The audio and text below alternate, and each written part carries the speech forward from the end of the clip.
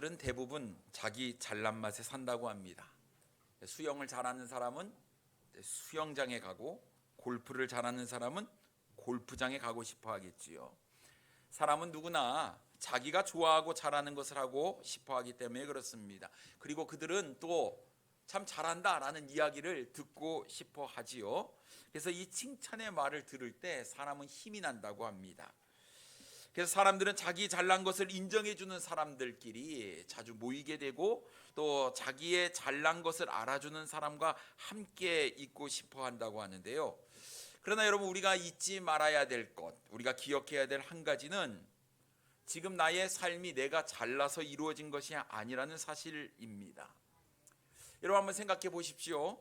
내가 북한에서 태어나지 아니하고 자유롭게 살 수 있는 이 대한민국 땅에 태어난 것, 내 스스로 할 수 없는 일입니다. 이거 감사해야 될 일 아니겠습니까?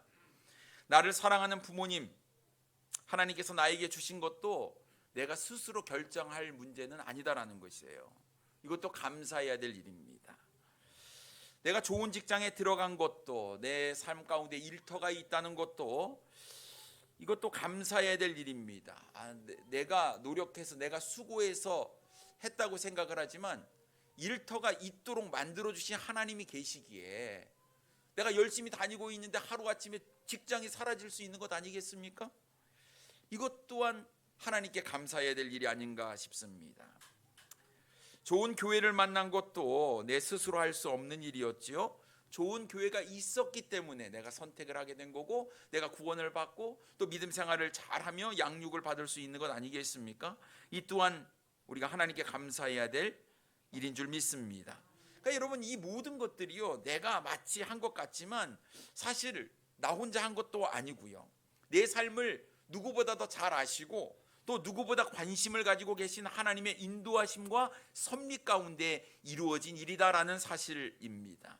그러므로 우리가 알아야 될 것은 내가 한 것이 아니라 다 우리 하나님께서 하신 것입니다. 여러분, 인정하십니까? 그럼 우리 옆에 있는 분하고 좀 이렇게 인사를 좀 나누겠습니다. 하나님께서 하셨습니다. 네, 하나님께서 하셨습니다. 우리의 인생의 모든 것은 다 우리 하나님께서 하셨습니다. 그래서 여러분, 오늘 우리는 본문 말씀을 가지고 하나님께서 하셨습니다라는 제목으로 함께 은혜를 나누기를 원합니다. 첫째로, 우리는 하나님의 때를 기다려야 합니다. 요즘 사람들은 기다리지 못하는 것 같아요. 엘리베이터를 타면 이 문 닫힌 버튼을 막 누릅니다. 여러분, 혹시 그런 분 계십니까? 있으시잖아요. 막 눌러요. 가만히 있으면 다칩니다. 다쳐요. 시간이 되면 다칩니다. 여러분, 운전을 할 때도 조금 더 빨리 가려고 이 갈짓자로 운전하시는 분들이 계세요. 고개 운전을 하지요. 신호도 무시하고 갑니다. 서 있어도 가만히 있질 못해요. 부릉부릉 악셀을 이렇게 밟아댑니다. 그런데 그렇게 한다고 해서 빨리 가는 것 아닌 것 같아요. 다음 신호등에 항상 걸려있는 모습을 보게 되지요. 음식을 주문하고 나서 기다리지 못해서 음식이 왜 안 나오냐고 재촉하는 사람이 있습니다. 그래서 자꾸 부르지요. 사장님, 사장님. 그런데도 응답이 없으면 이모, 이모 부르다가, 그러다가 안 되면 뭡니까? 아줌마! 이렇게 부르게 되는 것. 여기저기에서 호출벨 누르는 소리가 딩동딩동 들려옵니다. 왜요? 빨리 달라는 거죠. 빨리 달라는 거. 우리는 너나 나나 할 것 없이 빨리빨리를 외칩니다. 그래서 사람이 제명에 못 사는 것 같아요. 여러분, 기도도 마찬가지인 것 같습니다. 기도도 얼마나 우리가 빨리 하는지 모릅니다. 요 초스피드 시대에 기도도 핵심만 딱 하면 하나님 아시지요? 그리고 딱 끝내는 우리의 기도의 모습은 아닌지 모르겠습니다. 이게 마치 하나님, 나 지금 급하다니까요, 빨리 들어주시길 바랍니다. 마치 하나님께 협박 아닌 협박을 하는 우리의 기도의 모습은 아닙니까? 식사 기도는 개눈 감추듯이, 번갯불에 콩 볶아 먹는시 눈만 깜빡하고 기도를 했다. 그런데 내가 기도를 했는지 안 했는지도 몰라서 또 기도하는 우리의 모습이 있는 것은 아닌지 모르겠습니다. 기도의 응답도 속전속결로 이루어지기를 원합니다. 그러나 여러분, 우리는 기다릴 줄 알아야 됩니다. 우리의 인생 가운데 하나님의 계획하심과 하나님의 인도하심 가운데 우리가 살고 있다는 것을 우리가 믿는다면, 우리는 모든 것을 이루시는 하나님의 때가 있다는 것을 우리가 믿고 이 하나님의 때를 우리가 기다릴 줄 알아야 하는 것입니다. 다윗이 기름 부음을 받고 왕이 되기까지 무려 20년을 기다렸습니다. 우리가 잘 아는 이 다윗 왕은 사무엘상 16장에서 왕으로 기름 부음을 받았습니다. 하나님께서 사울을 버리시고 다윗을 왕으로 세우시겠다고 약속을 하신 거예요. 그렇다고 하면 당장 왕위에 올라야 하는 것 아니겠습니까? 하지만 다윗은 바로 왕위에 오르지 못하고 수많은 역경의 세월을 보내게 됩니다. 골리앗을 물리쳐서 블레셋으로부터 이스라엘을 건져낸 후에 백성들이 이야기를 합니다. 다윗은 만만이요 사울은 천천이다. 자, 이 이야기에 사울이 분노하게 되고 그때부터 이제 사울왕은 다윗을 죽이려고 하지요. 사울왕의 핍박과 살해가 시작하였습니다. 다윗은 사울 왕을 죽일 수 있는 기회가 있었음에도 불구하고 하나님께서 기름 부어 왕으로 세우신 사람을 자기는 죽일 수 없다, 자기 마음대로 할 수 없다며 사울 왕을 살려주게 되지요. 다윗은 절대로 서두르지 않았습니다. 하나님의 때를 기다렸지요.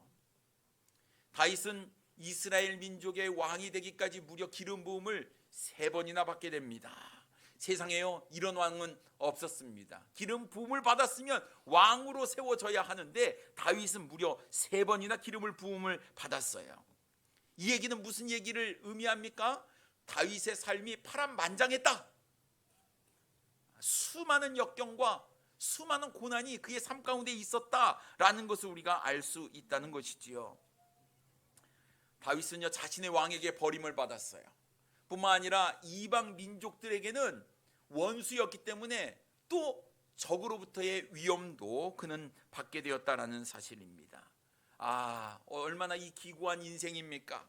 하지만 다윗은 자신의 삶을 비관한 것이 아니라 끝까지 하나님을 신뢰하며 하나님을 붙들었다는 사실입니다. 하나님도 다윗을 포기하지 아니하셨어요.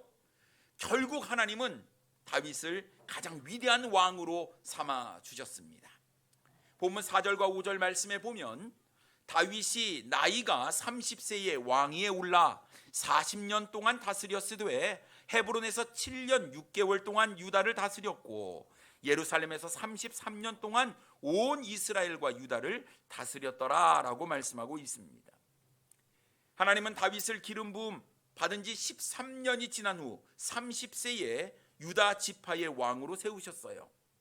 그리고 유다 지파의 왕이 된 다음 7년 6개월 후에 이스라엘 민족 전체의 왕이 되게 하셨습니다. 20년 동안 기다리게 하신 하나님께서 다윗을 33년 동안 왕위에 있게 하셨어요. 그래서 총 왕으로 다스린 날이 40년인 것을 우리는 알게 됩니다. 여러분, 모든 것에는 하나님의 때가 있는 법입니다. 내 생각이 절대로 하나님의 생각보다 앞설 수 없고 내 판단이 하나님의 판단보다 지혜로울 수가 없다라는 사실이지요. 내가 생각하는 때가 하나님이 생각하는 때와 분명 다를 수 있겠지만 그럴 때 우리가 해야 될 행동의 모습은 하나님의 뜻을 따라 하나님의 뜻에 순종하는 것이 우리의 삶 가운데 필요합니다. 여러분, 이 억지로 이것을 바꾸려고 해서는 안 된다라는 거예요. 나의 야망과 나의 이기심으로 인해서 우리가 서둘러서는 안 된다라는 사실이고요. 내 생각을 절대로 하나님보다 앞세워서는 안 된다라는 것입니다. 다윗이요, 내가 기름 부음을 받았다고 내가 인간적인 방법으로 왕이 되는 시기를 앞당기기 위해서 어떤 세상적인 방법을 사용하지 않았다라는 거예요. 조급한 마음으로 나의 어차피 하나님께 기름 부음을 받은 이제 내가 차기 왕이 될 사람이니까 사울왕 하나님께서 버렸다고 하시니 사울왕을 제거해야지. 여러분, 다윗은 그렇게 하지 않았다라는 거예요. 하나님의 때를 기다려야 됩니다. 내가 하지 않아도 하나님께서 하시는 거예요. 내가 섣부르게 정말 서둘러서 내가 잘못된 판단으로 일을 그르칠 수가 있다라는 사실이지요. 하나님의 때에 하나님께서 하시는 겁니다. 하나님께서 사울의 왕위를 폐위하시고 다윗을 그 자리에 오르신 것, 하나님의 때에 하나님의 계획과 인도하심 가운데 하나님의 섭리 가운데서 그 일을 진행하셨다라는 사실입니다. 여러분, 우리의 인생을 살면서 때때로 내 계획대로 내 방법대로 이루어지지 않는 것 때문에 답답할 때가 있어요. 낙심할 때가 있습니다. 좌절할 때가 있어요. 그래서 여러분, 이 순간 내가 무엇인가를 해야지, 내가 나서서 내 지혜와 내 능력으로 내 힘으로 뭔가를 하려고 합니다. 억지로 무리수를 써서라도 하려고 하지요. 그런데 여러분, 이것이 얼마나 어리석습니까? 여러분, 우리의 힘으로 우리의 지혜로 할 수 없는 것이 분명한데도 불구하고 우리는 무엇인가를 빨리 하려고 하는 그런 마음이 있다는 것이죠. 여러분, 이럴 때 우리는 하나님의 때를 기다려야 하는 거예요. 왜 오래 걸리게 하실까? 왜 더디 이루어지게 하실까? 여러분, 이 기간은 하나님께서 나를 빚으시고 큰 그릇으로 만드시는 하나님의 은혜가 있음을 우리가 알아야 하는 것입니다. 기다려야 돼요. 기다려야 돼요. 여러분, 라면도 설명서에 보니까 3분 30초 끓이라고 하면 이 레시피에 맞춰서 하는 겁니다. 근데 어떻게 해요? 일찍 먹어요? 못 기다리죠? 그럼 뭘로 먹습니까? 생라면으로 먹는 거예요. 그러면서 얘기하죠. 나는 생거를 좋아해. 합리화시키는 것이 우리의 삶의 모습입니다. 적절한 시간에 적절한 온도, 다 이게 레시피가 있는 거예요. 우리 하나님께서 우리의 인생을 다 계획하고 계시면서 준비하는 거예요. 왜 안 이루어지지? 여러분, 이 순간 하나님의 때가 아직 미치지 못했구나, 내가 더 준비해야 될 때구나. 그러면 여러분, 그 기간에 내 삶을 돌아보면서 하나님 앞에서 나의 부족한 부분이 뭐가 있을까, 내가 충성스럽게 감당해야 할 부분이 뭐가 있을까를 우리가 깨닫고 잘 준비할 수 있는 우리 사랑하는 성도님들 되기를 원합니다. 하나님께서 요셉을 애굽의 총리로 삼으실 때에도 요셉을 기다리게 하셨어요. 야곱의 사랑받는 아들로 잘 자란 요셉은 형들의 미움을 사서 죽을 뻔하다가 애굽으로 노예로 팔려가게 되지요. 이상합니다. 왜 하나님께서는 요셉에게 큰 비전을 주셨잖아요. 근데 그 비전이 이루어져야 되는데 비전과는 정반대 방향으로 가는 겁니다. 높은 자리에 오를 거라고 생각했는데 노예로 전락을 해버리게 되잖아요. 하지만 요셉은 참고 기다렸습니다. 인내했어요.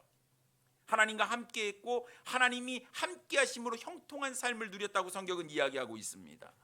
그런데 보디발 장군 아내의 모함으로 말미암아 감옥에 들어가게 되지요. 억울합니다. 하지만 참고 기다렸어요. 꿈을 해석해 주었던 술 맡은 관원장이 자신을 기억하지 못해요. 세상에 이런 법이 어디 있습니까? 은혜를 베풀었으면 돌아오는 것도 있어야 할 법한데. 하지만 요셉은 또 참고 기다렸습니다. 계속해서 하나님과 동행하는 삶을 살았죠. 하나님은 그를 형통케 하셨고 30살 30세가 되었을 때 드디어 애굽의 총리에 오르게 합니다. 요셉은 시련 가운데 무려 17년을 기다렸어요. 바로 왕의 꿈을 해석하게 되었을 때 요셉이 깨달은 게 있습니다. 모든 것이 분명해졌어요. 하나님께서 나를 애굽의 총리로 세우기 위해서 17년 동안 나를 다듬으셨구나, 나를 연단시켰구나. 하나님의 때가 있는데 그 때가 바로 지금이었구나 라는 것을 17년이 지난 후에야 깨닫게 되었다라는 것입니다. 하지만 요셉은 하나님께서 자신에게 약속하신 신실하신 약속, 그 비전을 가지고 살았다는 것을 우리는 기억해야 됩니다. 잘 준비하고 연단하고 자신이 그 하나님께서 원하시는 그때에 나를 사용하실 준비를 그동안 요셉은 충실하게 했어요. 믿음의 조상 아브라함은 어떻습니까? 하나님께서 아브라함에게 아들을 주신다고 말씀하신 후에 25년을 기다리게 하셨습니다. 갈 바를 알지 못했습니다만 아브라함은 하나님을 믿고 믿음의 여정을 떠나게 되지요. 하나님은 25년 동안 아브라함을 빚으셨어요. 그리고 믿음의 조상으로 아브라함을 세우셨다라는 사실입니다. 사랑하는 성도님 여러분, 우리가 알지 못하는 하나님의 때가 있습니다. 그때가 이르기 전 우리가 해야 될 일은 무엇입니까? 하나님께서 나를 사용하시기 위해서 나를 빚으시고 나를 다듬으신다는 그 사실을 알고, 여러분 절대로 서두르지 마시기 바랍니다. 때가 되었다, 나는 준비가 다 됐어, 그게 아니라 하나님의 기준에 미치지 못한 그런 부분이 있구나, 무엇일까를 우리가 찾고 하나님과 더 동행하며 하나님의 말씀을 붙잡고 우리가 살면서 내 삶을 하나님께 맞추어 나갈 때, 하나님의 때가 되면 하나님께서 우리를 사용해 주시리라고 믿습니다. 그러니 여러분, 하나님의 뜻이 분명해질 때까지, 하나님의 때가 될 때까지 인내하면서 기다리면서 묵묵히 매일매일의 삶을 우리가 살아가야 합니다. 기도하시고 말씀으로 잘 여러분의 삶을 무장하시고, 또 하나님께서 주신 실력, 능력을 가지고 실력을 쌓는 여러분이 되시기를 바랍니다. 그냥 무방비 상태로 있는 것이 아니라 어떻게 하면 되겠지가 아니라 아무것도 하지 않고 있는 그런 모습이 아니라 잘 준비하는 그런 시간으로 여러분 삼으시기를 바랍니다. 눈에 보이는 대로 사는 것이 아니라 보이지 않는 배후에 계신 그 전능하신 하나님을 우리가 믿음으로 바라보고 인내하며 하나님의 때를 기다릴 때에 하나님께서 우리를 통해서 위대한 일을 이루어 주시리라고 믿습니다. 그것이 바로 그리스도인의 모습, 성도의 모습인 줄 믿습니다. 서두르거나 조급해하거나 내 마음대로 내 뜻대로 서둘러서 일을 그르치지 않는, 하나님의 때가 있음을 알고 그 때를 기다리며 준비할 수 있는 우리 사랑하는 성도님들이 되기를 원합니다. 두 번째로, 우리는 내가 아니라 하나님께서 하셨습니다라는 믿음의 고백을 할 수 있어야 될 줄 믿습니다. 우리는 잘 되면 내 탓, 안 되면 조상 탓이든 남의 탓이든 우리가 돌리는 것이 우리의 모습이 아닐까 싶어요. 뭔가 잘 됐어요. 그럼 우쭐해지는 것이 우리의 마음입니다. 사람들로부터 인정받기를 원하기 때문이지요. 근데 일이 잘 안 풀리고 꼬여요? 그럼 어떡합니까? 이건 남 탓입니다. 누구 때문에 그랬다고 항상 우리는 남에게 떠넘기기가 참 쉽지요. 이것도 사람들을 의식하기 때문이 아닐까요? 근데 여러분, 우리의 삶은요, 사람을 의식하기보다는 하나님을 의식하며 살아야 할 줄 믿습니다. 다윗이요, 하나님의 때를 기다리는 동안 어느 자리에 있든지 그는 충성스럽게 그 자리에서 자신이 해야 될 일을 잘 감당했던 사람이었습니다. 헤브론에서 유다 지파만의 왕이 되었을 때에도 그는 욕심을 부리지 않았어요. 이스라엘 민족 전체의 화합을 위해서 노력을 했습니다. 그랬더니 인정을 받게 되는 거예요. 그래서 유다 지파만의 왕이 아니라 이제 이스라엘 온 지파의 왕으로 세움을 받게 되는 은혜가 있었다라는 사실입니다. 그 전의 삶으로 돌아가 볼까요? 사울이 자신을 쫓아와서 죽이려고 할 때, 사울의 눈을 피해 도망 다닐 때에도 그는 항상 진실된 삶의 태도를 유지했다라는 사실입니다. 사울왕 시대에 군대에서 중요한 자리에서도 자신이 맡겨진 그 일 충성스럽게 감당했습니다. 2절에 보면 이렇게 이야기합니다. 전에 곧 사울이 우리의 왕이 되었을 때에도 이스라엘을 거느려 출입하게 하신 분은 왕이시었고 라고 말씀하고 있어요.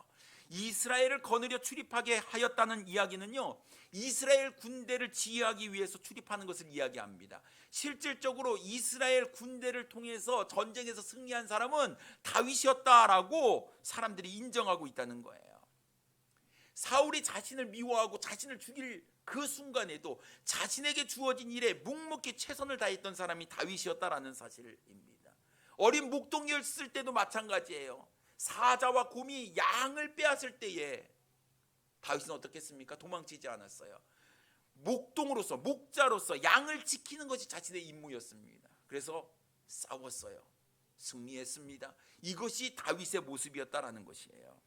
백성들은 잘 압니다. 다윗이 어떠한 인생을 살아왔는지 잘 아는 거예요. 그래서 사무엘상 18장 5절 말씀에 보면, 다윗은 사울이 보내는 곳마다 가서 지혜롭게 행하며 사울이 그를 군대의 장으로 삼았더니 온 백성이 합당히 여겼고 사울의 신하들도 합당히 여겼더라라고 말씀하고 있습니다. 어느 누구도 다윗이 군대의 장으로 세워진 데 있어서 반대하는 사람이 없었대요. 그만큼 인정받는 사람이 다윗이었습니다. 그뿐만 아니라 18장 13절로부터 16절 말씀에 보면, 그러므로 사울이 그를 자기 곁에서 떠나게 하고 그를 천부장으로 삼음에 그가 백성 앞에 출입하며 다윗이 그의 모든 일을 지혜롭게 행하니라. 여호와께서 그와 함께 계시니라. 사울은 다윗이 크게 지혜롭게 행함을 보고 그를 두려워하였으나 온 이스라엘과 유다는 다윗을 사랑하였으니 그가 자기들 앞에 출입하기 때문이었더라라고 말씀하고 있습니다. 온 이스라엘과 유다로부터 칭송을 받고 인정을 받고 사랑을 받은 사람이 다윗이었어요. 왜 그렇겠습니까? 자기에게 맡겨진 일에 충성스럽게 감당했기 때문에 그렇습니다. 다윗은요, 자신이 어디에 있든지 늘 사람들로부터 인정받는 사람이었어요. 다윗은 자기가 왕으로 기름 부음을 받았다며 자신의 권리를 세우지 않았습니다. 묵묵히 하나님의 때를 기다리며 자신에게 주어진 일을 감당을 했지요. 사울 왕을 죽일 수 있는 기회가 있었는데도 불구하고 왕을 죽이지 않았던 것도 자신의 역할, 자신의 위치가 어디에 있는 것인지 분명히 다윗은 알았기 때문에 그렇습니다. 그러자 오늘 본문에 이스라엘의 11지파가 유다 지파의 왕이었던 다윗에게 나와 자신을 왕으로 삼으려고 하는 거예요. 그래서 이렇게 얘기합니다. 자신들이 왕과 한 골육이었다. 1절 말씀에 보면요, 이스라엘 모든 지파가 헤브론에 이르러 다윗에게 나와 이르되 보소서 우리는 왕의 한 골육이니이다 라고 말씀하고 있습니다. 한 골육이래요. 이 얘기는 무슨 얘기입니까? 백성들이 다윗에 대한 전적인 신뢰를 표현하고 있는 거예요. 우리는 한 집안 사람이고 한 핏줄이니 이제 우리의 왕이 되어달라라는 이야기 아니겠습니까? 이스라엘 백성들은 다윗에 대해서 기억하고 있었던 것이 있어요. 2절 후반부에 보면요, 여호와께서도 왕에게 말씀하시기를 내가 내 백성 이스라엘의 목자가 되며 내가 이스라엘의 주권자가 되리라 하셨나이다 하니라. 사울이 왕이었을 때에도 실제로 이스라엘을 이끌었던 사람은 다윗이었음을 그들이 이야기하고 있는 거예요. 뿐만 아니라 하나님께서 다윗에게 이스라엘의 목자와 이스라엘의 주권자가 될 것이라고 말씀하신 것도 그들이 기억하고 있었다라는 사실입니다. 이제 어떻게 합니까? 이스라엘의 모든 장로가 앞서서 다윗에게 나와 다윗에게 기름을 붓고 이스라엘 온 민족의 왕으로 삼게 됩니다. 3절 말씀에 보면 이에 이스라엘 모든 장로가 헤브론에 이르러 왕에게 나아오매 다윗 왕이 헤브론에서 여호와 앞에 그들과 언약을 맺음에 그들이 다윗에게 기름을 부어 이스라엘 왕으로 삼으니라. 왜 다윗을 왕으로 삼았을까요? 오랜 세월을 지켜본 결과 다윗과 같은 사람이 없는 거예요. 다윗을 왕으로 세우는 것이 가장 합당하다고 여겼기 때문에 그렇습니다. 그만큼 다윗은 사람들의 인정을 받았어요. 내가 스스로 왕이 되려고 하지 않았지만 백성들이 다윗을 왕으로 삼으려고 했다라는 것입니다.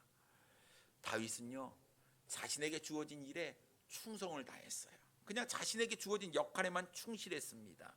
그러자 사람들이 그를 축혀 세우게 되었지요. 이 모든 것을 다윗이 한 것이 아니라 하나님께서 하셨다고 다윗은 고백을 합니다. 하나님께서 사람들을 움직여서 그 일을 만드셨어요. 사도행전 13장 22절 말씀에 보면 다윗을 왕으로 세우시고 증언하여 이르시되 내가 이새의 아들 다윗을 만나니 내 마음에 맞는 사람이라 내 뜻을 다 이루리라 하시더니 라고 말씀하고 있어요. 이미 하나님의 마음에 다윗과 같은 사람이 없는 거예요. 내 마음에 합한 사람이라, 내 마음에 맞는 사람이라 하나님께서 인정을 하셨습니다. 하나님으로부터 인정받은 이 다윗을 사람들이 왕으로 축혀 세운 거예요. 이 모든 것은 다 하나님의 뜻 가운데 있었다라는 사실을 우리가 깨달아야 하는 것이지요. 다윗도 하나님께서 자신을 왕으로 세우신 것을 알았어요. 12절 말씀에 보면요, 다윗이 여호와께서 자기를 세우사 이스라엘 왕으로 삼으신 것과 그의 백성 이스라엘을 위하여 그 나라를 높이신 것을 알았더라라고 말씀하고 있습니다.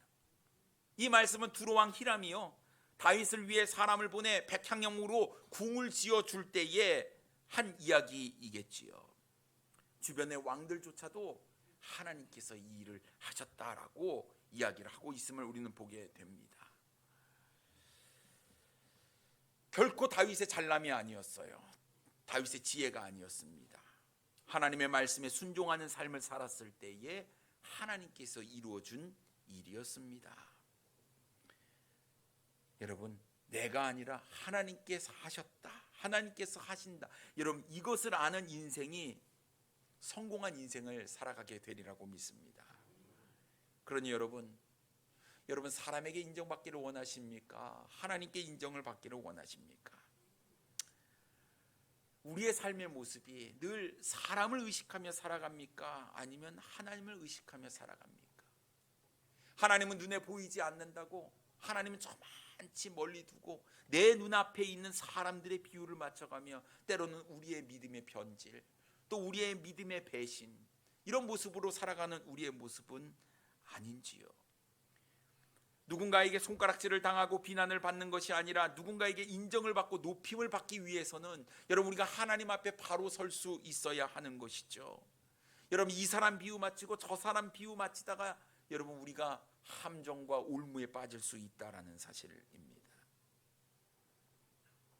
잠언 27장 2절 말씀에 보면 타인이 너를 칭찬하게 하고 내 입으로 하지 말며 외인이 너를 칭찬하게 하고 내 입술로 하지 말지니라 라고 말씀하고 있어요. 내 잘난 것, 내 자랑하는 것이 아니라 여러분 우리가 하나님 앞에 바로 섰을 때 다른 사람들이 나를 칭찬하고 나를 존중해 주는 것이 훨씬 더 중요한 것 아니겠습니까? 하나님 앞에 나아가 우리는 겸손한 모습으로 있어야 합니다. 하나님이 우리를 높여주고 세워주고 칭찬하면 얼마나 좋겠습니까? 베드로전서 5장 6절에 이렇게 말씀하고 있습니다. 그러므로 하나님의 능하신 손 아래서 겸손하라. 때가 되면 너희를 높이시리라라고 말씀하고 있습니다. 우리를 높이시는 분은 하나님이세요. 겸손의 의미는요, 자신의 위치를 아는 거예요. 내가 어느 위치에 서야 하는지 아는 것. 절대로 내가 하나님보다 앞설 수 없다는 것을 알고 하나님 되심을 인정하는 것, 이것이 바로 진정한 겸손 아니겠습니까? 여러분 때가 되면 하나님께서 우리를 높여주신다고 말씀하고 있는 거예요. 우리가 하나님께 인정받을 때 사람들에게도 인정받을 수 있다라는 것입니다.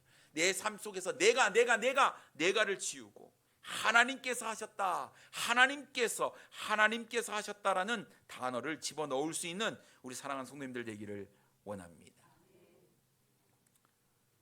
지난 16일 불의의 사고로 하나님의 품에 안긴 서울 아산병원 주석중 교수가 있습니다.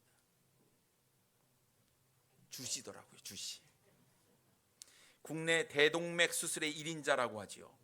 2020년부터 대동맥 질환 전담 팀을 꾸려가지고 수술을 했는데 수술 성공률을 98%까지 높인 명의라고 합니다.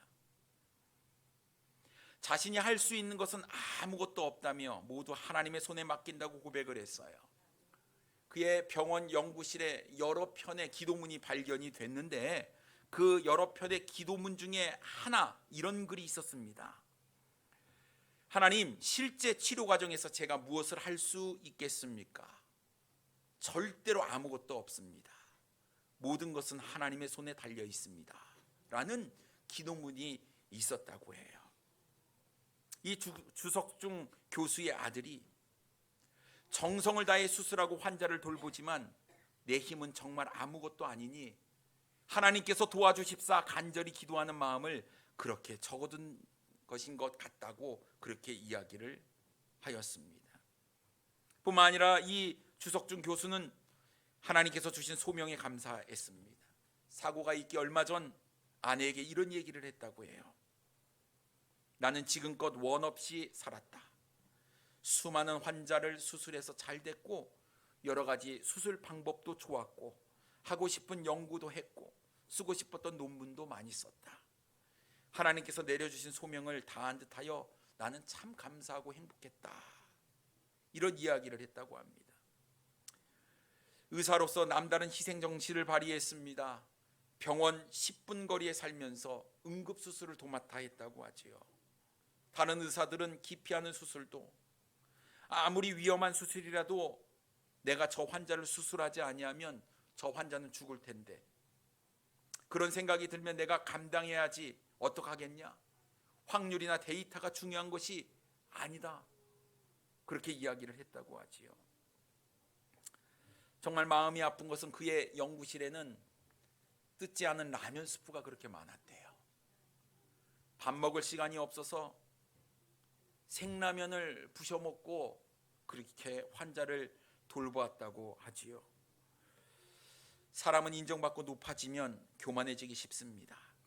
내가 대동맥 질환 권위자다, 수술 성공률 98%를 만들었다.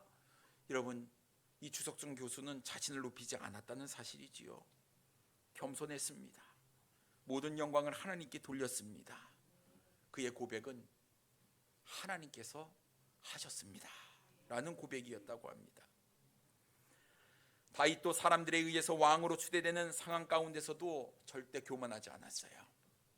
내가 잘남 때문이 아니라 하나님께서 하셨다. 정말 지혜로운 사람은 이것을 압니다. 미련한 사람이 자신을 높이지요. 자신이 했다고 자신을 자랑하고 잘난 척하는 것이 미련한 사람입니다. 돈 좀 잘 번다고 우쭐대고, 좋은 직장이 들어갔다고 우쭐대고, 남보다 자신이 좀 더 잘났다고 우쭐대는 것. 사랑하는 성도님 여러분, 하나님께서 우리를 세우셨고 우리를 세우실 것입니다. 우리의 삶의 모습은 겸손히 하나님의 때를 기다리며 하나님을 바라보는 것입니다. 혹시 여러분 지금 형편이 어렵습니까? 답답하십니까? 그런데 요셉도, 아브라함도, 다윗도 연단의 훈련의 과정이 있었다는 사실을 여러분 기억하시기 바랍니다. 잘 빚으셔서 하나님의 때가 되면 하나님께서 높이 사용하실 그 때가 있기에 우리는 소망을 가지고 나를 세우실 그 하나님을 바라보며 여러분 묵묵히 지금 여러분 현재 지금 상황에 충실하시고 최선을 다하시고 하나님 사랑하시는 그 자리 여러분 굳건히 지킬 수 있는 여러분 되시기를 바랍니다. 겸손하게 하나님의 때를 기다리면서 자신을 늘 준비시키고 있으면 하나님께서 알아서 하실 줄 믿습니다. 그러니까 여러분 소망의 끈을 놓지 마시기 바랍니다. 하나님께서 세우실 그날을 믿음으로 바라보는 우리 사랑하는 성도님들 되기를 원합니다. 그리고 그때 우리 다 같이 이런 고백을 했으면 좋겠습니다. 하나님께서 하셨어요. 내가 아닙니다. 내가 잘나서가 아니고요, 내가 능력이 있어서가 아니고요, 내가 지혜로워서가 아니고요, 다 하나님께서 하셨습니다. 여러분 우리의 삶은 하나님께 영광을 돌리는 삶이 되어야 합니다. 사랑하는 성도님 여러분, 내 삶에 하나님께서 하셨어요 라는 믿음의 간증, 믿음의 고백이 있기를 소망합니다. 기도하겠습니다.